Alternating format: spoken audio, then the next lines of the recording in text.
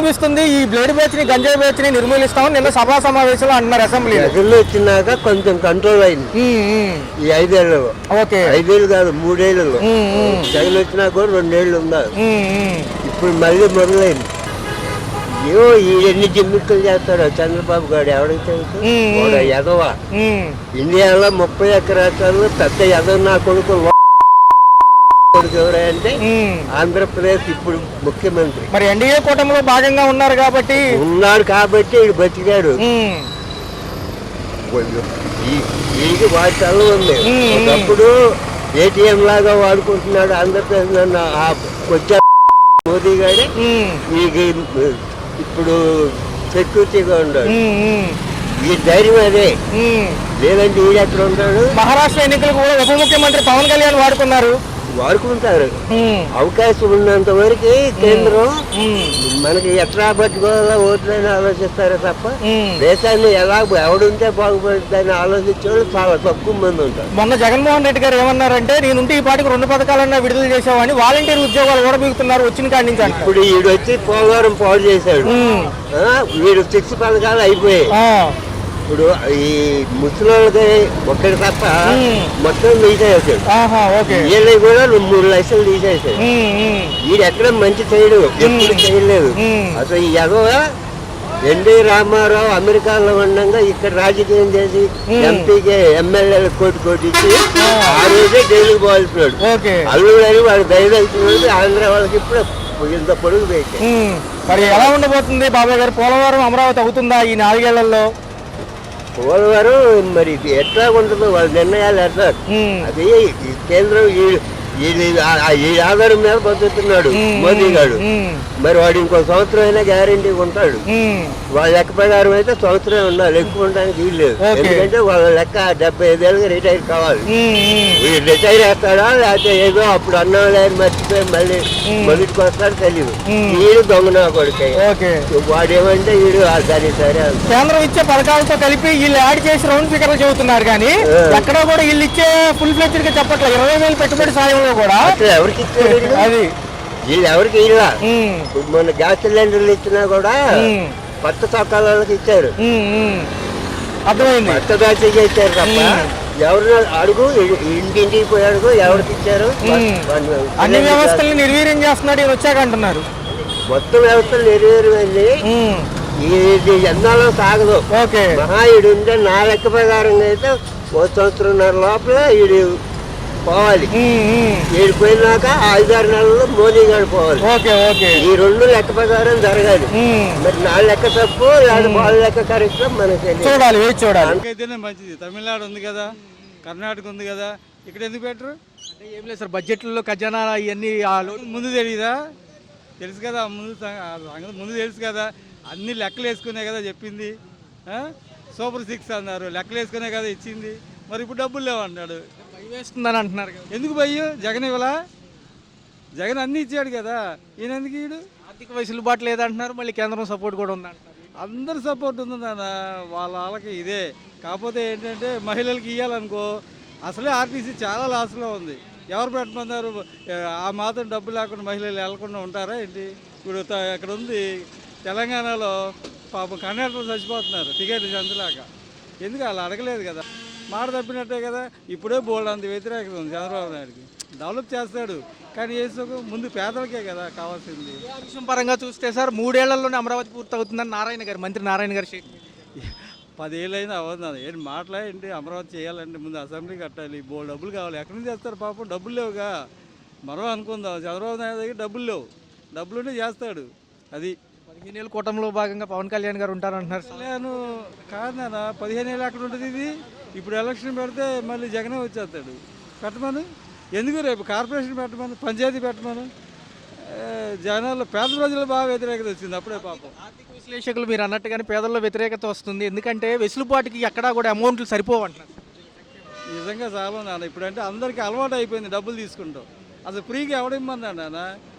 ఫ్రీగా ఇప్పుడు ట్యాక్సీలు కట్టేవాళ్ళు ఉంది. మా అబ్బాయి 2 లక్షలు కడుతున్నాడు సంవత్సరానికి. వాడికి ఏంటి వెసులుబాటు ఏముంది? మేము ఇచ్చిన డబ్బులు పేదలపై వాళ్ళు అడిగారా? ఎవరు అడగల. ఎవరైనా ఏ గవర్నమెంట్ అయినా అది తీసేయాలి నాన్న. ఉచితంగా ఇచ్చేది అన్నీ తీసేస్తేనే స్టేట్ డెవలప్ అయ్యింది. ఇప్పుడు కారుకి మేము దాదాపు 2 లక్షలు కడుతున్నాము. రోడ్లు ఎక్కడ ఉన్నాయి? వెళ్తాయి చెప్పు నువ్వు. మేము రోడ్లు వేయమనే కదా డబ్బులు ఇచ్చింది, పేదలకు పంచి పెట్టమని ఇచ్చింది. చూసుకుంటే రిజిస్ట్రేషన్లు ఆస్తి పన్నులు కూడా పెరిగిపోయాయి. సంపద సృష్టిలో భాగమేనంటారు. ఇప్పుడేమైందని సంపద ఎక్కడ సృష్టిస్తున్నాడు పాపం? ఎక్కడుంది సృష్టిస్తాక? అక్కడ అమరావతితోనే అడవిలాగా ఉంది. అది వేయాలంటే 20 ఏళ్ళకి పైన పట్టింది అది. ఆయన కూడా కష్టపడతాడు, కానీ ఆయన ఇంక మహా ఉంటే 5 ఏళ్ళు ఉంటాడు, అంతకన్నా తర్వాత మూల పడతాడు.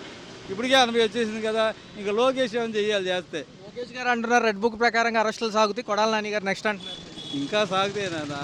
ఇది జనాలు చూస్తున్నారు, ఇది వాళ్ళు చూస్తాం కాదు, జనాలు చూస్తున్నారు. జనాలు ఇప్పటికే తెలిసిపోతుంది ఇదేదో కక్ష సాధింపు చర్యలు అని చెప్పి జనాలకి తెలిసిపోయింది బాగా. వాలంటీర్లు పోరుబాటుకు సిద్ధమవుతున్నారు సార్, వాళ్ళకి ఇంకా ఏ హామీలు? అది మరీ పాపం నాన్న. చాలా 5,000 వచ్చేది పాపం, నోటి కాడికి తీసే ముందు ఈయనే కదా 10,000 ఇస్తా ఉంది. ఎందుకు ఇవ్వాలా? మాట తప్పినట్టే కదా అది. నిరుద్యోగ భృతి పైన 12వ తారీఖు పోరుబాట నిరుద్యోగులు వీళ్ళు. ఎక్కంగానే ఇస్తా అన్నాడు, 3,000 ఇస్తా అన్నాడు. పెన్షన్ ఒకటి పెంచాడు పాపం, మిగతా ఇస్తా అన్నాడు, ఇవ్వలేదుగా ఆయన. నిరుద్యోగులు అందరూ మన స్టేట్లో ఎక్కడ ఉన్నారు? హైదరాబాద్ నుండి మన వాళ్ళే ఉంది అక్కడ, ఆంధ్రప్రదేశ్ వాళ్ళే హైదరాబాద్ అంతా, కాయలు అమ్ముకునే వాళ్ళ దగ్గర నుంచి అందరూ అక్కడికి వచ్చేస్తున్నారు. ఇక్కడ నిజంగా ఫ్యాక్టరీలు కంపెనీలు ఏమైనా వస్తే ఇక్కడికి రావచ్చు, ఏం రావట్లేదు కదా. సగం హామీలన్నా నెరవేర్చేసారు, 4 ఏళ్ళ టైం ఉంది కదా. ఏం అవుతుందన్న? అసలు డబ్బులు ఉంటే అవుతాయి, డబ్బులు లేవుగా. ఎక్కడి నుంచి వస్తాడు సంపద? సెంట్రల్ గవర్నమెంట్ కూడా ఎంత పడికి ఇస్తుంది పాపం? ఇవ్వదు. ప్రజలు ఇప్పుడే చూసాక యూట్యూబ్ చూస్తున్నాం మేము, సూపర్ 6 గురించే బాగా ఇదే అవుతుంది. అది ఇగిపోతే కొంచెం ఇబ్బంది అది. వందనం కానివ్వండి, రైతుకు భరోసాకు సంబంధించి అన్నదాత సుఖీభావ కూడా సరిపోదండి. రైతుల దగ్గరికి ఒకసారి వెళ్ళి మైకి పెట్టు, అమ్మనాబూతులు తిడుతున్నారు పాపం.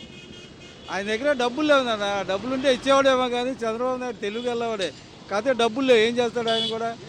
ముందు తెలీదు ఆయనకి అది.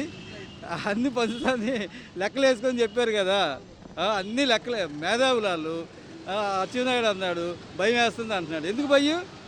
జగన్ ఇలా ఫస్టే ఇచ్చాడు, ఎక్కంగానే 2 నెలలకు 3 నెలలకు ఇచ్చాడు కదా, అది ఆయనకు వచ్చిన ప్లస్ పాయింట్. ఇప్పుడు పంచాయతీ పెట్టడు, కార్పొరేషన్ పెట్టడు, పంచాయతీ పెట్టడు. ఎందుకంటే తెలిసిపోద్ది బంపర్ మెజార్టీతో జగన్ గెలుస్తాడు భయం. వాళ్ళే చెప్తున్నారు, తెలుగుదేశం ఎమ్మెల్యే ఒక ఆయన నాతో చెప్తున్నాడు, ఇప్పుడు అలా పెట్టరా అని. అది 2 ఏళ్ళు కంప్లీట్ అయింది చంద్రబాబు నాయుడు గారు ముఖ్యమంత్రి అయ్యి.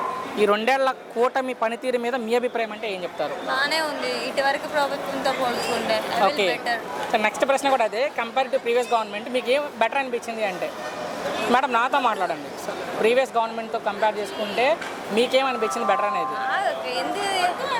దేనికి బొంగు, దీనికి నేనేం ఇవ్వట్లేదు అసలు. మేడం కంటిన్యూ చేస్తారా? 2 ఏళ్ళు అయింది చంద్రబాబు నాయుడు గారు ముఖ్యమంత్రి, ఈ కూటమి ప్రభుత్వం వచ్చి. ఏమనిపిస్తుంది ఈ 2 ఏళ్ల పరిపాలన మీకు? పవన్ కళ్యాణ్ బెస్ట్ అనిపిస్తుంది. పవన్ కళ్యాణ్ గారు మాట్లాడదాం, బట్ ఈ ప్రభుత్వం గురించి ముందుగా మనం చూసుకుంటే ముఖ్యమంత్రిగా చంద్రబాబు నాయుడు గారు ఉన్నారు కాబట్టి ఆయన నాయకత్వంలో ఈ కూటమి ప్రభుత్వం అన్న ప్రజలకు ఉపయోగపడిందా? ఏమనిపించలా? పవన్ కళ్యాణ్ గారు చెప్పింది బెస్ట్ అనిపిస్తుంది. గతంతో పోల్చుకుంటే జగన్ గారి ప్రభుత్వానికి ఈ ప్రభుత్వానికి ఏమైనా తేడా గమనించారా అన్న? 2 ఒకేలా అనిపించాయా? జస్ట్ అది కూడా అంటే పర్లేదు, కానీ అది కూడా కూటమి కదా. అవును, ముగ్గురు కలిసి కదా చేసుకో. అవును అవును. దానికి పవన్ కళ్యాణ్ సపోర్ట్ ఉన్న బట్టి గెలిచిన తర్వాత నేను అడిగేది, గెలిచిన తర్వాత ప్రజలుగా గెలిచిన తర్వాత అయినా అదే సార్ నేను చెప్పేది. ఆయన ఆయన ఏదైనా చేయమంటే ఇది అయింది. ఎదిరిగిన పవన్ కళ్యాణ్ గారి టాపిక్ వస్తుంది, మాట్లాడతాను ఆయన గురించి. జగన్ గారు మరలా పాదయాత్ర చేస్తారంట, ఒకవేళ జనాల్లోకి వచ్చి తిరిగితే జగన్ ఆల్రెడీ చేశారు కదా, మళ్ళీ చేస్తారంట అన్న, మళ్ళీ చేస్తారంట. రమ్మనండి, వచ్చి 6:30 తర్వాత వస్తారంట. ఒకవేళ జనాల్లో తిరిగితే ఎంతవరకు ప్రభావం చూపిస్తారు జగన్ గారు?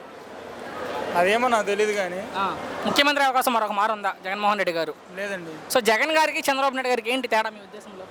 రెండింటిలో ఇద్దరికి కోల్పోయారు. సో మొత్తంగా ఒక్క మాటలో ఈ కూటమి ప్రభుత్వం మీద మీ అభిప్రాయం అంటే? ఏమైనా చేశారంటే ఏమీ చేయలేదు. ఇసుకుపోయారు జనం కూడా. చేసినవన్నీ వేస్ట్, ఆయన చేసినవి వేస్ట్, ఈయన చేసినవి వేస్ట్. థ్యాంక్స్ అండి. ఆపేసి సంవత్సరాల కూటమి ప్రభుత్వ పనితీరు మీద మీ అభిప్రాయం అంటే ఏం చెప్తారు? నాకైతే బాగానే అనిపించింది. సో ఈ 2 ఏళ్లలో ప్రజలకు ఏమైనా మంచి జరిగిందా? ఉచిత బస్సు, విద్యార్థులకి డబ్బులు, ఓకే, తర్వాత ఆటో దొరికిన వాళ్ళకి గ్యాస్ బాగానే జరిగింది. సో జగన్ గారి ప్రభుత్వానికి ప్రస్తుత కూటమి ప్రభుత్వానికి ఏంటి తేడా అంటే? దాంట్లో ఏదైనా అడగడానికి లేదు, దీంట్లో అడగడానికి. సో అభివృద్ధి పరంగా మాట్లాడుకుంటే ఎలాంటి అభివృద్ధి జరిగింది ఈ 2 ఏళ్లలో? రోడ్లు, తర్వాత ఉద్యోగాలు, ఓకే, అలాంటివి. సో టీచర్ పోస్టులు ఒక 16,000 రిక్రూట్మెంట్ జరిగింది, డిఎస్సి పోస్టులు ఈ ప్రభుత్వం వచ్చాక. అర్హత ఉన్న వాళ్ళకి కాకుండా వాళ్ళకి కావాల్సిన వాళ్ళకి అమ్మేశారు. విద్యాశాఖ మంత్రిగా ఉన్న నారా లోకేష్ అంటున్నారు వైసీపీ వాళ్ళు. మనకు అంత ఐడియా అలా డబ్బులకి అమ్ముకునే అవకాశం ఏమైనా ఉందా నారా లోకేష్ గారు? లేదు నాకు తెలిసి. అంటే మొన్న మా తమ్ముడికి యాక్సిడెంట్ అయినప్పుడు ఆ సార్ని డబ్బులు అడిగితే ఇచ్చాడు. మంచిది. ఇప్పుడు ఆయన అతగా ఇచ్చేవాడు ఏంటి ఇట్లా చేయడు. మరి ఈ ఆరోపణలు చేస్తున్నారంటే ఇంకా మనం ఏం చెప్పలేదు. డైరెక్ట్గా మాట్లాడుతున్నారు మాజీ మంత్రి రోజా గారు. నారా లోకేష్ ఒక పనికి మాలిన దద్దమ్మ మంత్రి అంటున్నారు ఆమె. మంచిది అయితే. సరే ఏంటి జగన్ గారు మళ్ళీ పాదయాత్ర చేస్తారంట. పాదయాత్ర చేస్తే ఎలా ఉంటుంది? ఇంకా నాకు తెలిసి కష్టమే. సో జనాల్లోకి వస్తే మరొకసారి ముఖ్యమంత్రి అవుతారా జగన్ గారు? కష్టం. ఎందుకు కష్టం బ్రదర్ అంటే ఇంకా వాళ్ళ సైడ్ అతను వడ్డీకే చేస్తున్నాడు. ఇంకా వాళ్ళ ఎమ్మెల్యేనంతా అంతగా లేరు కదా. సో మొత్తంగా చూసుకుంటే ఈ 2 సంవత్సరాల పరిపాలన మీద మీ అభిప్రాయం ఏంటి? గుడ్. Thank you. పోటీ చేస్తానని ప్రకటించారు పవన్ కళ్యాణ్. సో నిన్న పార్టీ కూడా అక్కడ ఆఫీస్ కూడా పెట్టారు. ఏంటి దాని మీద మీ అభిప్రాయం? ఇక్కడ ఆఫీస్ తెలంగాణలో పెట్టారు. తెలంగాణలో నిన్నే ఓపెన్ చేశారు పార్టీ ఆఫీస్ కూడా. తెలంగాణలో పెడితే చాలా సంతోషం. పవన్ కళ్యాణ్ పెడితే ఓకే. ఎందుకు సంతోషం మీకు? ఎందుకు సంతోషం అంటే తెలంగాణలో అసలు మొట్టమొదటి తెలంగాణలో పార్టీ ఉన్నదే జనసేన పార్టీ. అవును, అక్కడే స్టార్ట్ అయింది. అసలు స్టార్టింగ్ అయితే జనసేన పార్టీ తెలంగాణలో. కాబట్టి పవన్ కళ్యాణ్ తెలంగాణలో పవన్ కళ్యాణ్ వస్తే చాలా సంతోషం. ఆయన స్వాగతించడానికి కూడా మాలాంటి యంగ్స్టర్స్ కూడా సపోర్ట్ చేస్తాం. సో తెలంగాణ రవాణా శాఖ మంత్రిగా ఉన్న పొన్నం ప్రభాకర్ మాట్లాడుతూ మిస్టర్ పవన్ కళ్యాణ్ తెలంగాణలో అసలు మీకేం పని, తెలంగాణ మాయ జాగీరు, మా తెలంగాణ బిడ్డలకు సంబంధించింది మీరెవరు ఇక్కడ అని ఆయన మాట్లాడుతున్నారు. అట్లా మాట్లాడకూడదు. ఎందుకనంటే అంతా యువరు ఆంధ్ర కానీ తెలంగాణ అంతా తెలుగు వాళ్ళే కాబట్టి ఎక్కడైనా అన్నదమ్ములు కలిసే ఉన్నాం. అన్నదమ్ములలో కలిసిమెలిసి ఉండాలి తప్ప రావచ్చు భేదాభిప్రాయాలు మాట్లాడి అన్నదమ్ములుగా కలిసి ఉండడం మంచిది. సో కవిత గారు మాట్లాడుతూ దేశద్రోహం కేసు పెట్టాలి పవన్ కళ్యాణ్ మీద, విద్వేషాలు రెచ్చగొడుతున్నారు ఇరు రాష్ట్రాల మధ్య అంటున్నారు ఆమె. అది తప్పు. అట్లా మాట్లాడకూడదు. ఓకే ఓకే, అట్లా మాట్లాడకూడదు.